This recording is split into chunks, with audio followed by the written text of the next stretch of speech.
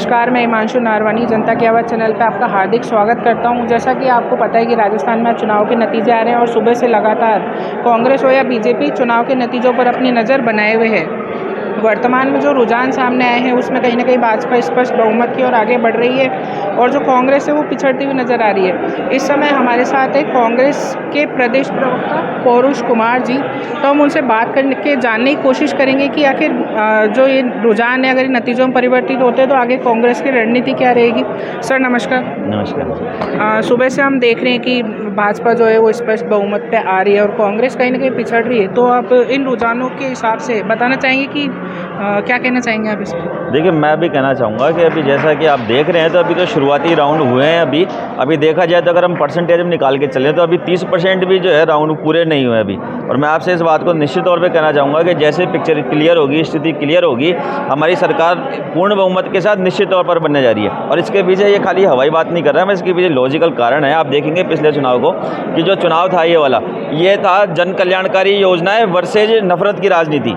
हमारी ओर से लगातार जो हमारी सरकार के द्वारा जो कैंपेनिंग की गई वो सिर्फ हमारे जो जन कल्याणकारी कार्य थे, जो महंगाई राहत शिविर हमारे द्वारा लगाए गए और हमारे द्वारा जो आम जनता को राहत दी गई, 500 रुपये में गरीबों को सिलेंडर दिया गया, आम आदमी को 100 यूनिट बिजली फ्री दी गई, सिर्फ मात्र 850 रुपये में 25 लाख रुपये तक का इंश्योरेंस जो चिरंजीवी योजना उसके माध्यम से दिया गया। और जबकि आप देखिए भारतीय जनता पार्टी में के पास राजस्थान में ऐसा कोई नेता नहीं बचा कि जो भारतीय जनता पार्टी की तरफ से फील्डिंग कर पाए, बॉलिंग कर पाए। प्रधानमंत्री जी को खुद को आगे उतरना पड़ा और प्रधानमंत्री जी के पास भी राजस्थान में गिनाने के लिए अपनी 9 योजनाएं भी नहीं थी, जबकि उनको काम करते 9 साल से ज़्यादा हो गए एज ए प्रधानमंत्री। और प्रधानमंत्री जी का सारा फोकस जो रहा वो फालतू के उलझुल मुद्दों पे रहा, नफरत की राजनीति पे रहा, ध्रुवीकरण पे रहा। राजस्थान की जनता बहुत समझदार है। मैं आप सबको इस बात को कहना चाहूँगा, जब भी परिणामों की स्थिति क्लियर होगी निश्चित तौर पर हम पूर्ण बहुमत के साथ अपनी सरकार बनाने जा रहे हैं। सर अगर मान लीजिए कि ये जो रुझान है अगर नतीजों में कन्वर्ट हो जाते तो आप क्या कहेंगे, कहाँ कमी रह गई कांग्रेस से? देखिए, पहली बात तो मैं आपसे इस बात का, हमें सब लोगों को, हम सब कांग्रेसी जो हमारा परिवार है, हमारे को पूरा विश्वास है इस बात को लेकर के कि हम लोग किसी भी तरह से कहीं पर भी जो है ये जो रुझान जो है ये नतीजों में परिवर्तित नहीं होने जा रहे।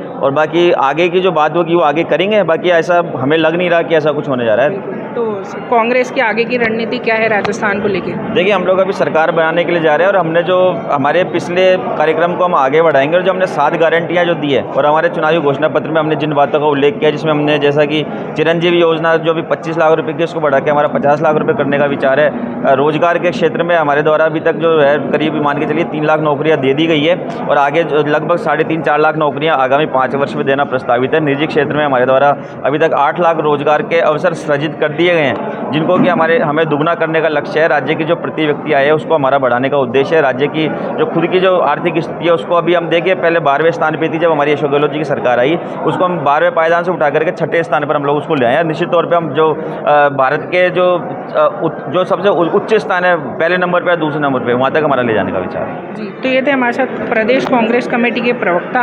उनका कहना है कि निश्चित रूप से जो कांग्रेस है वो पिछड़ेगी नहीं और सरकार बनाने के लिए आगे जाएगी।